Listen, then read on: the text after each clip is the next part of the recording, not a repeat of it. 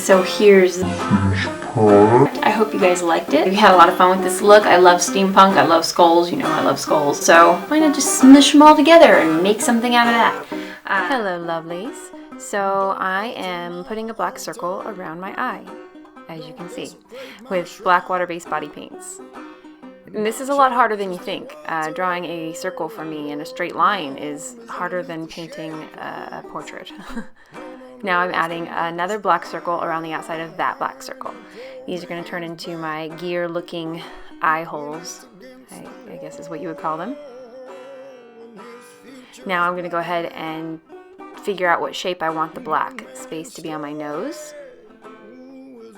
And I wanted it to be different than I usually do my nose, so I wind up changing it up a little bit in a minute. Here I am trying to map out my mouth. So really what I'm doing now is I'm laying down the map for my look.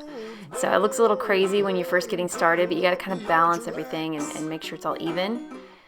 I'm only going to be showing you one side of what I'm painting as I go along. But you know, you just do the same thing with the other side.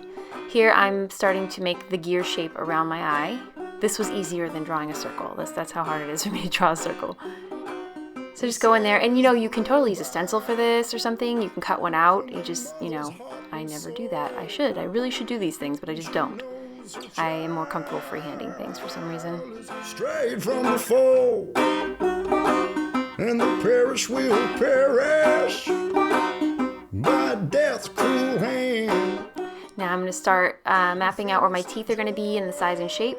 But I did this backwards this time. I don't know what I was thinking or I wasn't thinking. Usually I start and put the white in first. For some reason I drew the teeth on and then don't do the white until later. So if you would like to try it the other way, I think it's easier to do the white first and then put in your black lines. But you know, gotta change it up every so often. And then I remember why I do it the other way.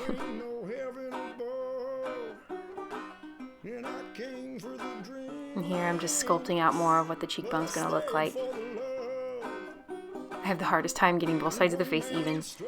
Now I'm adding in a gear. I add in a gear on this side below the cheekbone, and on the other side I put one just above the cheekbone. You know, just kind of make it interesting.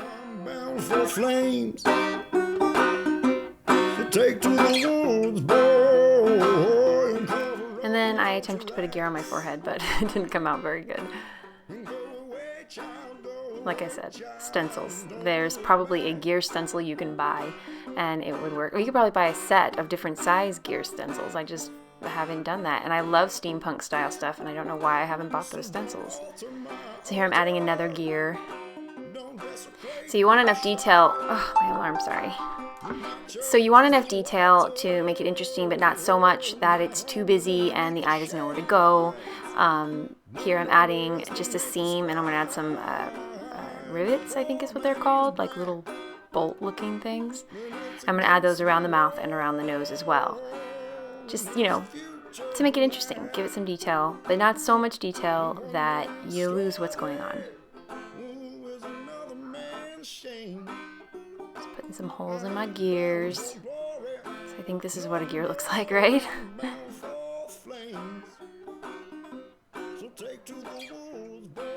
Now I'm going to start to map out the bottom jaw.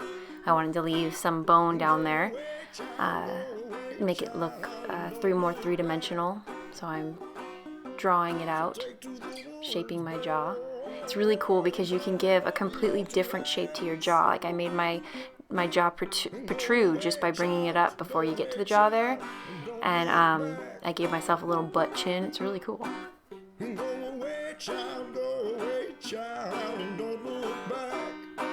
And now I'm just filling in with some black in some areas. Sometimes I need to go in and fill it in just so I can see what I have and don't mess up my lines or mess up what I'm planning by not knowing where I'm going. So I'm just going in and filling in with black anywhere that I'm not going to be putting something else. At least on the bottom half for now.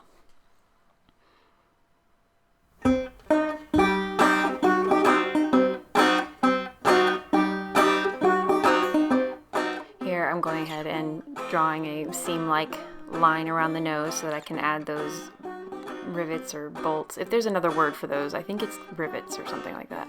You guys can comment and let me know what they're called. I decided I wanted to add more to the nose, some more detail, so I just took a Q-tip and wiped some of the paint off and then added in this seam and bolts or rivets.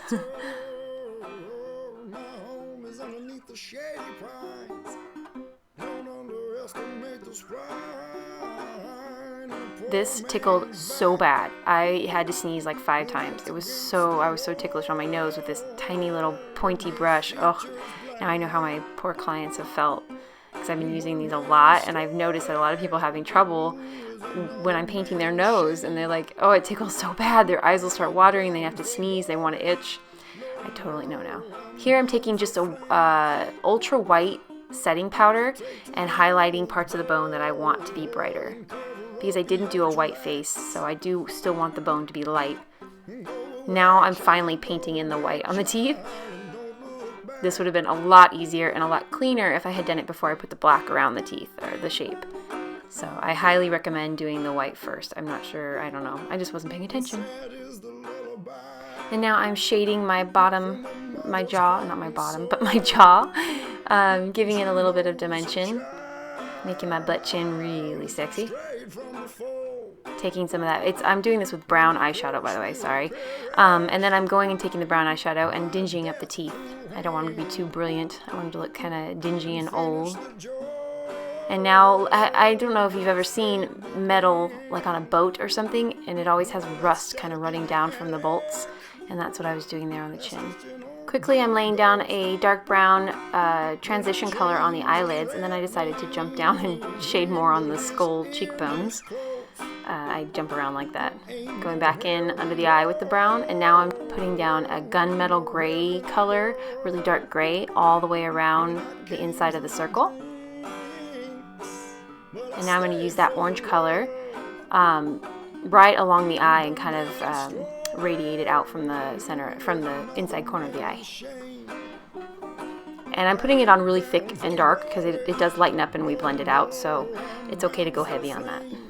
Now I'm taking a dry brush with a little bit of black body paint and blending it in from the edge of the circle.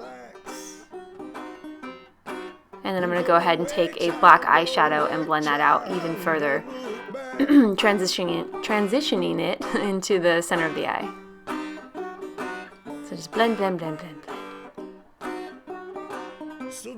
It's okay if it looks kind of messy. I like that look. Now I'm going in with a metallic body paint that I have in gold and filling in some of my gears in gold. And then I have this set of body paints that are metallic, and this one was supposed to be kind of a red color, but it really looked pink. So I filled it in first with this pink metallic color, and then I go back over it, and I'll show you that. I go back over with that orange color that I used around my eyes, and it makes it more of a red rusty color, which I like a lot better for this. I'm not really a big pink person. And now I'm taking black eyeshadow and blending it in from the edges of the outside of the gear. So just dinging it up, making it look older and not so pretty and shiny. I almost forgot this one was over here, so I had to fill it in real quick. After this, I added in a gold tooth because why not? And then I fill in that line right at the end of the teeth where your lips will touch. You don't want it to be too thick or come out too far into the lip, just right where the lips are going to show. And then I put some white, just a little tiny bit of white on each of the rivets so that they would have a little more of a pop so that you could see them better. Use a black eyeshadow to shade in your temples, all around your hairline, and anywhere else that you feel needs a little bit of shading or dingying up. Black out those ears because there's nothing worse than having like nostril holes or ears showing when they really shouldn't be. So it's just one of my pet peeves. Put some black eyeliner on your waterline, curl up your lovely lashes, and slap on some mascara, and you are ready to go. I hope you guys liked this. I know I did. See you next time. Don't underestimate the spine of a poor man's back when it's against the wall and his future's black. In one man's story is another man's shame. I ain't bound for glory, no, I'm bound for flames. So take to the woods, boy, and cover up your tracks. And go away, child, and don't look